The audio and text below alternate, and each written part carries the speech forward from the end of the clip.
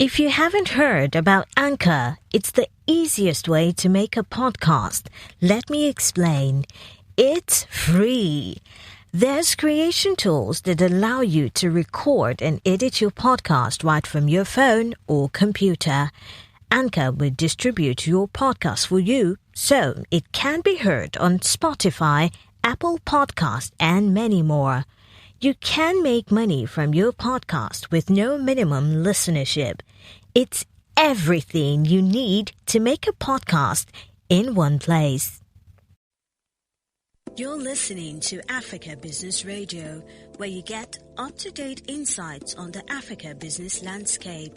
Log on to www.africabusinessradio.com. Your favorite shows are available on podcasts. Download them on our website and mobile app. Africa Business Radio, towards a profitable Africa.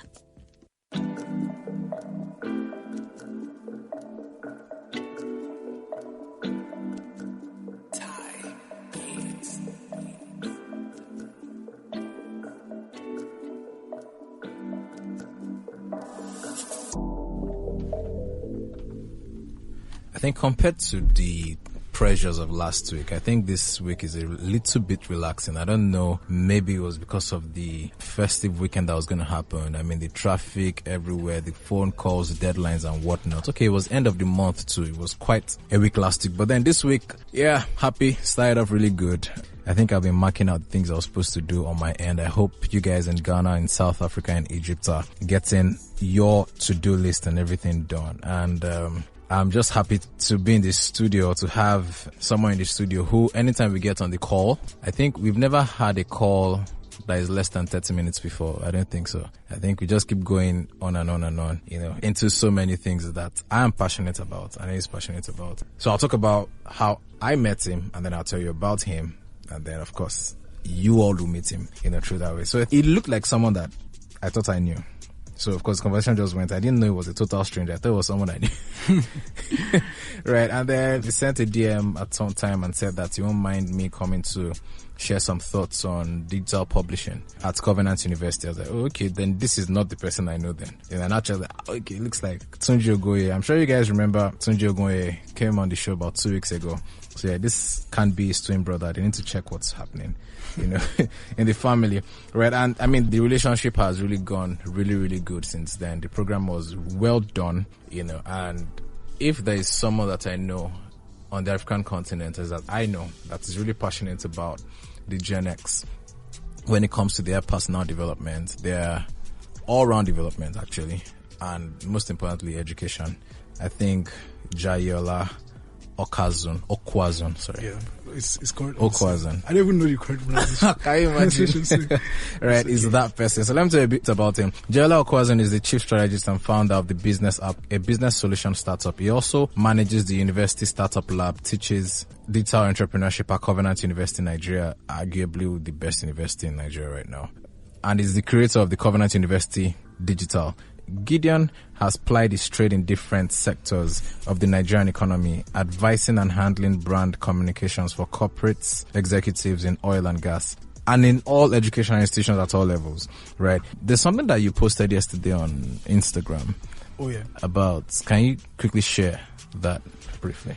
Oh, okay. So basically, it's not entirely my success story. Yeah. It's but then you're part of it. Yeah. Because I'm still doing your introduction right now, so I want people to know what's happening right there. Yeah. So it's Maya's success story. Maya happens to be one of Nigeria's biggest female venture capitalists. Right. In fact, one of Africa's biggest female venture capitalists. Recently, she raised $10 million to support startups here in Africa. Mm-hmm. Before the money came, we've been having conversations as to, what we can do to support startups. In fact, had a collaboration with our organization. Mm-hmm. We set up a pipeline. So Hebron Startup Lab, where I manage in Covenant University, is a university-based incubator. It is not like Co-Creation Hub or any of the other tech hubs that you know. So our major strength is in ideation and then shipping those ideas and then, partnering with other incubators to be able to, scale and, accelerate those startups. And then she got featured in Forbes. Yeah. So she thought it necessary to put our pictures in the whole stuff because we've been even up to yesterday, we still tried to have a conversation as to, okay, now we have $10 million.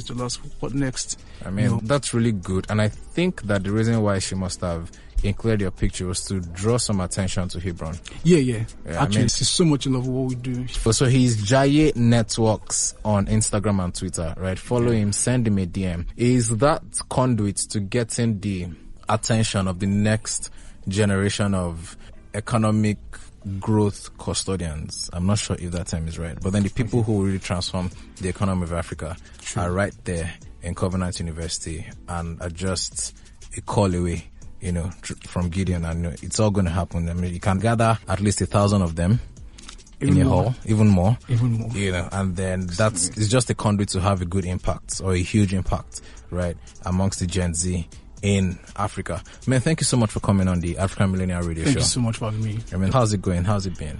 Oh, well, yeah, it's been stressful, to be honest. Stressful because we play in a very, very important space, such that whenever there's a situation such as a pandemic that broke out, especially considering the fact that, there were certain indicators here and there as to, something's going to happen. There was even a publication sometime in 2006 about preparing for pandemics, but you know how we humans could be. I think a particular organization, I think it was Harvard Business Review that even predicted 2020, but people just felt like, oh no, it's not going to happen. So we didn't see it coming. And then when things like that happen, the next thing is, who will save us? And then people think that tech is just the solution to everything, all their life's problems. So once there's a bit of a challenge, of course, that's what we see in movies now. They are looking to tech for and then exactly. The Messiah comes through. And then there's so much pressure, and then and the pressure more so because we're now a university-based incubator, and then over time we've tried to prove ourselves to be that place where the solutions emanate from. So when every other place fails, everybody's saying, even you. And then the pressure begins to mount. And So I call that good pressure, right? Because what it does is it opens up another curve that brings a lot of learning. Exactly. Right. True. And then it now makes you press. It's like you're pressing the grapes, right? And then you get fine wine out of it. True. So you're putting everybody actually in a situation that entrepreneurs go through when you're faced with a challenge, and then how are you going to scale through? So this is all students right here. This is me, your lecturer, teaching you. How can we together take whatever we're trying to do from where we are to the next point, come what may, come what the world is saying. And if we can successfully do that, the world is going to, reference us in how they're going to do their things outside. So, you're in a really, really interesting space. I envy and don't envy you at the same time because you're dealing with raw minds, right? And what you're doing is you're refining them into what the society would accept. And if you now look at it, the society is really, really looking. We have one of your people, right? I Get Up Inc., and she's a very, very phenomenal person. Her writings are everything. Michael here is going to, attest to it. I don't know if he's a right-hand person or they're right-hand. They just have a way. She's a good team player, and she's patient. She learns, and it just shows where she's from. I'm sorry I'm selling the market of Jayeola here, right? I'm not the guest, I'm the host. So let's just go straight to Jayeola. Now, I want to ask though, from the environment you are, or the space you play, which is education, what are the challenges you see in the educational system in Africa generally, right? And what are those challenges making you do in providing solutions to this place? Oh, that's a very interesting question. To be honest with you, I won't even lie. The challenges are enormous, but I think that it actually stems from one thing. We are Nigerians, Nigeria especially, we're just used to playing catch up in most things. So the world is evolving. The way education is delivered all over the world is evolving, especially as relates or as regards the Gen Zs. They're a totally different cohort of generation. Unprecedented. We've never had people like them before, and so it becomes and it becomes so complex because we do not understand what they're about. So we begin to misunderstand them, and then all of that now begins to affect, how we relate with them, and then it seems like they're going out of control. But actually, the truth is, they're actually the best generation that we've ever had, and we just need to be able to begin to adopt, and that will now lead to things like curriculum development. We need to reevaluate what we're teaching, to look at it. The truth is, there are different elements to it. So there's the part of what are we teaching? That's the content. Then there's a part of how are we teaching? That's the content delivery and our approach. And then there's a part of who is delivering that content. Now, the part of what are we delivering has to do with, curriculum is changing. These people that were prepared, these people that were teaching in these universities and in the education space generally, we're preparing them for a future that we don't know about. There are jobs that have not even been created that these guys are going to, fit into eventually. Because, those days, I think I've shared this with you before. Those days, you could easily say, ask a child, what do you want to be when you grow up? And is that doctor, lawyer, engineer, banker, accountant? But now there's so much. There's content creator, there's UI UX, there's ICT, there's so much now that has come out, and you can't exactly put anybody in a box. So how do you create your content in such a way that it's T-shaped, that they can land anywhere, they can be in any situation, any environment, and still be able to fit in, especially considering the fact that the jobs that we are preparing them for have not even been created yet. They do not know. We that are teaching them do not also know. So we need to begin to look at that content now, to begin to see what are the critical things we should be teaching them. Should we still be going the route of, the Y, the X every time? Or should we begin to teach things like creativity, critical thinking? Those are the things that are really very important to, being able to fit in anywhere, because the moment you're able to think creatively, then you can bring a solution out of whatever problem that you're being faced with, regardless of how the problem is coming and all of that. And then the other part now has to do with how is it being delivered. That's content delivery. Now, a recent survey that I stumbled upon, that was when we were doing a paper. We did a paper recently, and the survey said that 56% of students believe that they will learn better with videos. So why are we still trying to shove PDFs, PowerPoints through the throats of these people? No, PDFs and PowerPoints were the gold when it was 10 years or something ago now. Exactly. So now it has moved. It has moved. It's now videos. I'm happy I'm talking to a university person. Times have changed. And then this is where it becomes interesting, because I hardly use PDFs except if I want to a reference material. It's so interesting, especially what I teach. You are teaching entrepreneurship. Entrepreneurship cannot really be taught in class. Do you get? So what are the tools? What do we use? Do you know we use things as interestingly as movies? There are very many movies. So we do like movie reviews in class. We're teaching entrepreneurship. Don't forget. We're using movies. We're watching Founders. We're watching Padman. We're watching Coach Carter. Exactly. And then we are beginning to discuss the entrepreneurial lessons from this. You are able to get the students engaged because, number one, you're using a video. Number two, you're using something that they love to do. People love to watch movies. And this is the problem with Gen Zs, that people do not understand. So see, Gen Zs, their problem is control. Okay. That's the problem. They do not want to be controlled. They want to control stuff. And that's because they have a tool that has empowered them. So you are a lecturer, I'm teaching in class. In those days, if your lecturer is teaching in class and you play with your phone, lecturer will seize your phone and walk you out. Are you playing with radio? Let me go back. Let me go 20 years. Exactly. You seize your phone and walk you out of the class. Radio in class. But now, I'm talking in class and my students are confirming if what I'm saying is true through Google. One funny thing happened one day. I was teaching social media growth in class, and I was teaching about tools, apps, feeling like one sage on the stage, giving them all the grammar. And as I was talking, there's this guy that is always in class, just always keeping quiet. I'm sure a lot of them will know him. His name is Curator. He's always quiet. He will not say anything. When other people are talking, because where I teach, we could just pick something that is trending on social media and analyze in the class, that kind of thing. And then everybody's contributing. We want to talk about BB Nigeria, talk about what's trending and stuff. And then this guy is just quiet. So one day I was like, this guy has to talk today. When I provoked this guy to talk, I discovered that this guy is an influencer on social media. I had been in my class and I did not know. So he was actually gathering insights from what people were saying. And do you know the funny thing? Then I was now giving them apps. The app I suggested to the class, the app was cool, and that's the app I knew because that's what I was taught with. But this guy knew a better app that could do the job like so a lot better. I was just looking. So when I now made him talk, the guy literally took over the class. Jesus. Bro, I became humble. Let's have a short break right now. And then we'll be back for more of this. All right. Oh, wow.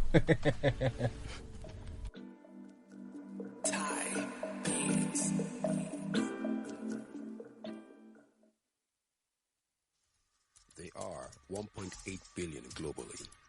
They will make 75% of workforce by 2025. They will outspace earnings of baby boomers in less than 10 years. Smartphones and tablets are the argument settlers and fact checkers for every conversation. Get more insights on African millennials on Africa Business Radio towards a profitable Africa. They are 1.8 billion globally. They will make 75% of workforce by 2025. They will outspace earnings of baby boomers in less than 10 years.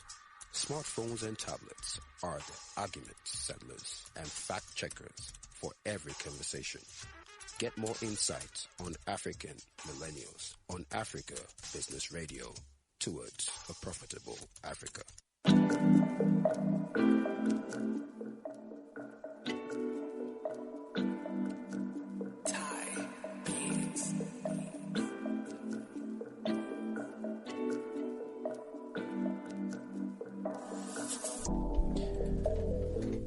You know, this thing that Jayeola has been saying since I was a Gideon. Which one should I go, Jayeola or Gideon? I mean, it's my nightmare, right? To be in front of people and then, you know, just going on and this guy like, yeah, right. Right. So I think that when it comes to educating now, it's not going to be, so in marketing, there's usually the pull and the push, right? So the push is in your face, buy. But the pull is okay, you know what? Let's just dangle something up on you guys. You guys dote around it and then the marketing happens. So my forever reference, let me use movies, is Marvel came out and said, the first black superhero movie, everybody jumped on it and marketed Black Panther. Right.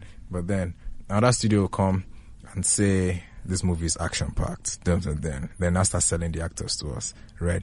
It was about there's a black superhero movie. So that was, you know, that was pull. You know, and then the push is, you know, try to convince us that it's action packed or tell us that New York Times said this about the movie, you know, trying to convince us. So in classes now, right, the best thing is just to go to the pool. Right? Really? Hi guys, good morning. How are you doing? We want to talk about mobile phones. What do you know about mobile phones? Exactly. That's the best. Exactly. Before I start giving one definition, I'm like, And that is really good because what it does is it keeps the environment really open.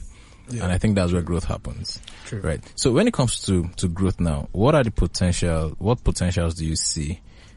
Let's just throw things into, let's be open here. Let's throw things into 5 years. Right. That's 2025.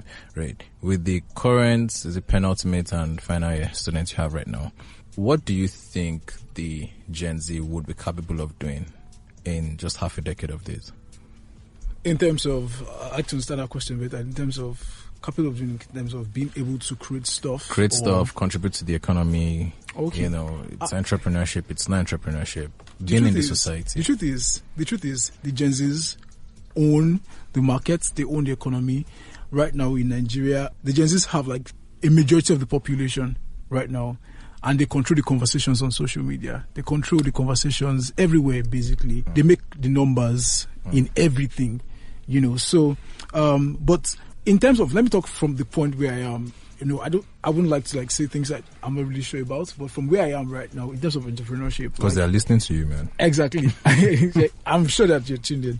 So, in terms of entrepreneurship, like the Gen Zs are going to take over the entrepreneurial space. I say this like very audaciously, and because I established earlier that Gen Zs want to be in control. That's the reason why they're not stable. That's why you employ a Gen Z. They say that a Gen Z will have like between 6 and 7 different careers in his or her lifetime. So you employ a Gen Z, just one day wakes up and is fed up, he'll leave. That thing that we millennials were taught that you build a career, so you have to be stable in one place. If you don't work in a place for up to 1 year, you don't even think of resigning and stuff. All those things don't work with these guys now. They're the real... That was what Digifanio, when he came, he said that the digital octopus. I cracked the joke of it on Twitter. I said there could be digital decapus and digital nanopus or something like that. Having been able to do so many things. So he was even saying that, you should be able to do that, right? But then what you're saying now, right, from the point of the tertiary institution, is that these people already have it. They have the capacity to do it. Exactly. So now, do you think that something about, because this is what I believe, I'm a bit of a hybrid, right? So the old school, the new school. I believe that structure has to happen, and when you're building structure, you need time, you need patience. Do you think that Gen Z can have the patience, right, to build structure, or, right, don't let me sound a bit Jurassic right now, or they might just have an approach to getting structure done faster? Okay, so two things. The first thing is they're going to make structure done faster. Okay. And then the truth of the matter is that structure as we know it now won't be structure for the Gen Zs. Or it's not even structure for the Gen Zs. That's the truth. Structure for a millennial will be, okay, this has to be on top of this, and then there has to be a foundation. It's like there's a protocol. The Gen Zs are not following protocols, and they're not going to follow protocols in terms of what you know structure to be. The way a Gen Z will run business will be totally different from the way we know how business is run right now. Most of the things that we learn in business school, and I can tell you this because I work in that space, I listen to these guys, their business ideas, they're amazing. And you listen to the approach they want to go about it, it's novel. And that's why it's very important. I was going to mention this earlier. Who is teaching them also matters. Because who is teaching them now has to do with what does the person know? What understanding does the person have? You're no longer a sage on a stage. You are now like a moderator in class. And then it's better when millennials like us are teaching them, because they feel like we have like a blend of both, right? So we know a bit of how the older gens, Gen X, the Gen X, the Gen X, how they related and how things were done, and we also have a bit of the Gen Z. So we are somewhere in between, so we can easily relate with them, and that's what really works for me. I mean, where I am right now. So you guys relate to them. These guys, the way they think is different. The way they see structure is different. They challenge the system. That's another thing. They always want to challenge stuff. So those days in class, for example, you come to class and you tell millennials, for example, that okay, 2 + 2 = 4, and then what the millennial is thinking about is how to memorize that 2 + 2 = 4. But the Gen Z is questioning why 2 + 2 = 4, and not 3 + 1. Exactly. And then the Gen Z is also looking for a way to solve the equation apart from the normal way that he's been taught. They just want to break out of the norm. So what structure is for them is not what structure is for us. So, and they're going to get things done faster, especially because they have this very powerful equipment or tool. So that means it's important that whoever is teaching them actually should be able to create that platform for them to express themselves. Absolutely. Same thing, even the HR sessions we've been having. We've had a couple of HR consultants come in to talk. They've, tilted towards that direction of creating a platform, creating an atmosphere where people can express themselves. And I think at least if nobody's going to listen, by the time the Gen Z people come out, you'll be forced to listen. I mean, thank you so much. It's really short. I'm sure you can't believe that it's 30 minutes already. Oh, yeah.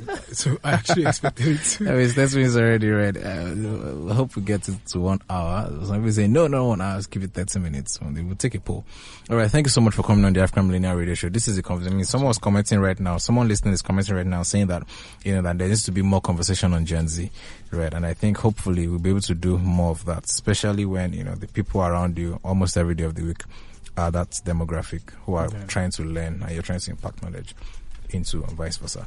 All right, guys, thank you for coming on the African Millennial Radio Show again. It's Tomi Wale on Africa Business Radio. And to my very, very dedicated, action-driven, choleric, sanguine, jovial, sometimes male, but back at his normal self, producer, Mickey Jagger. Thank you so much for always putting a wonderful show together. And to my man, Mike, I feel like appreciating everybody here today. It's been a very, very wonderful journey. Guys, don't forget to stay safe. Go back into the week and make something work. Make some money this week. Just try and make some money through a legal way. All right, guys. Through a legal. I didn't say a very legal way, please. All right, guys. We'll be back on Friday to have more conversations on, corporate governance, corporate culture, and business development. Have a wonderful afternoon. Bye.